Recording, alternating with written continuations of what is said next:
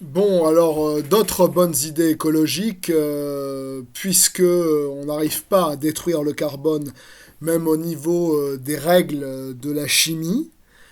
Tout simplement, les gens arrivent à casser la molécule du carbone, la modifier pour qu'elle soit moins nuisible, moins polluante, ou on solidifie le carbone. Donc les gens solidifient le carbone éventuellement, mais avec tout le carbone qu'il y a sur Terre. Donc éventuellement, tout simplement, euh, j'ai vu, moi qui pensais qu'on pourrait équiper chaque automobile, même d'anciennes automobiles, même d'anciennes machines avec des petites machines pas chères, qui s'accrocheraient, qui absorberaient le carbone. Je vois que les entreprises comme Carbon Engineering, c'est toujours des machines assez volumineuses.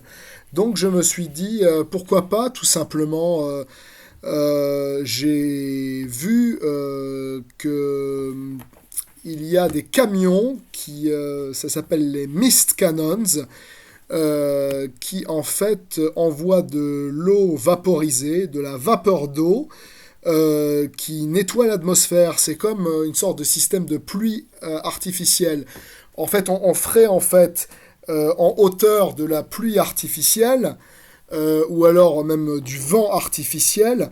Et là, c'est de la vapeur, de l'eau de vapeur artificiellement, qui est projetée sur les routes par des camions. Et en plus, lorsqu'il fait beau, les gens appelaient ça les camions arc-en-ciel, parce que lorsqu'il fait beau, quand il y a beau temps, ça crée des arcs-en-ciel. Mais enfin bon, de l'humidité partout, c'est un peu... enfin voilà, comme ça. Mais apparemment, c'est le seul moyen pour l'instant qu'ils ont trouvé, à part faire de la pluie artificielle, parce que la pluie artificielle, si même on la mettait au niveau de la couche d'ozone, ça serait bien. Mais la pluie artificielle, c'est-à-dire si la pluie se vaporise, au lieu d'envoyer la pluie artificielle, il y aurait une vaporisation, quoi. La pluie se transformerait en vapeur et donc ne donnerait pas l'effet en question, puisqu'il y a même des gens qui répandent sur les nuages eux-mêmes des éléments chimiques pour créer de la pluie. Mais alors tout simplement de la pluie artificielle, de l'eau recyclée. On pourrait faire ça également.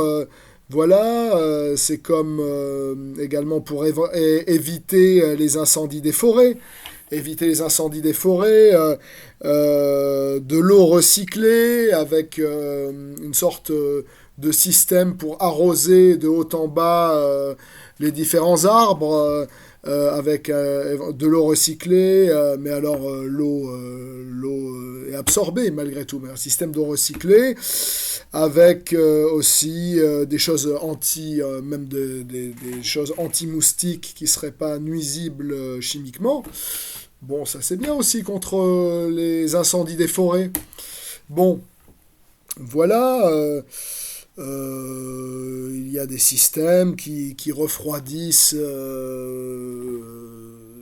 sous la mer, sous l'océan, qui refroidissent pour les coraux, pour pas que les coraux meurent. Alors les gens avaient carrément voulu faire des systèmes comme ça, très simples, vraiment simples au niveau de pensée, qui étaient des systèmes de refroidissement, des systèmes de ventilation pour qu'il y ait plus de vent, voilà, des choses comme ça. Bon, mais ça marchait aussi. Bon, mais la pluie artificielle, c'est bien aussi au niveau de... voilà, pour que les éléments... que les éléments polluants, en fait, aillent au sol, dont le carbone. Voilà, et puis qu'est-ce qu'il y a d'autre C'est vrai qu'au niveau des bâtiments en hauteur, les bâtiments en hauteur de végétation, c'est vrai qu'apparemment, ça n'absorbe presque pas de carbone quand c'est dans des pots de fleurs, des sortes de pots de fleurs, de vases d'argile et tout ça. Mais on peut très bien, comme on fait sur les terrasses des fois, mettre de la végétation quand même. Bien sûr, puisque j'ai toujours dit que les tours des tours étroites, même si elles sont étroites parce qu'il n'y a pas assez de place, dans les villes et même d'une manière protégée dans les milieux agricoles, pour pas que ça nuise aux cultivations. Mais des tours étroites, en grand nombre, pourraient absorber beaucoup, presque autant qu'une forêt. Pas autant qu'une forêt, mais presque, dans une ville. Et alors là, au niveau des poumons, les poumons des habitants et tout ça, c'est bien. Voilà. Bon, voilà, c'est tout. Hein. Quoi d'autre? Je ne sais pas. Bon, bah voilà. À part ça, on peut aussi modifier génétiquement les animaux. Modifier génétiquement les animaux, modifier au niveau de la technologie les machines pour que ça produise moins de carbone. Lorsque les gens,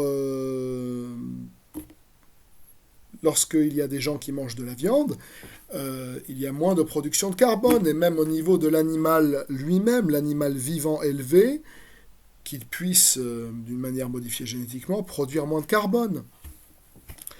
Tout comme on peut très bien ajouter des nutriments dans de la terre, dans les milieux asséchés.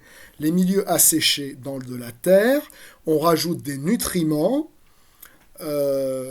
sur des endroits de terre asséchée, de terre où presque plus rien ne peut pousser. Et donc, avec ces nutriments et la terre ajoutée, il y a de la végétation qui pourrait pousser. Et les systèmes d'accélération de la croissance des arbres, comme ils font pour les sapins à Noël, par exemple. Voilà, ou tout simplement, ou même des racines, des plantes, des arbres qui poussent, s'ils sont coupés, les racines sont profondes, se développent, et l'arbre ou la plante peut repousser dans un autre endroit. Bon, mais ça serait un peu difficile au niveau de modification génétique, mais il me semble, je crois qu'il y a des espèces végétales qui font ça. Bon, voilà, différentes choses comme ça, au niveau de choses écologiques, voilà. Et j'ai toujours dit que si jamais plusieurs machines comptaient à peu près le nombre de machines produites chaque année, pour voir si on pourrait utiliser des machines qu'on accrocherait à telle autre machine, des petites machines pas chères qui pourraient absorber le carbone ou faire quelque chose, un élément positif pour réduire le carbone ou la pollution, comme j'ai dit. Donc, sur différentes machines, même au niveau de la production d'électricité, l'électricité ou la production d'éléments polluants, et d'essayer, en ajoutant des machines qui absorbent cette pollution, d'essayer, je dis, d'absorber une quantité de pollution qui soit presque équivalente à la production de pollution, à la production d'électricité de chaque machine. Bon, voilà. Et on voit toujours que malgré les nouvelles machines, on voit toujours que la végétation, même modifiée génétiquement, arrive souvent à être plus efficace pour absorber le carbone. Voilà. De différentes choses comme ça. Voilà. Voilà.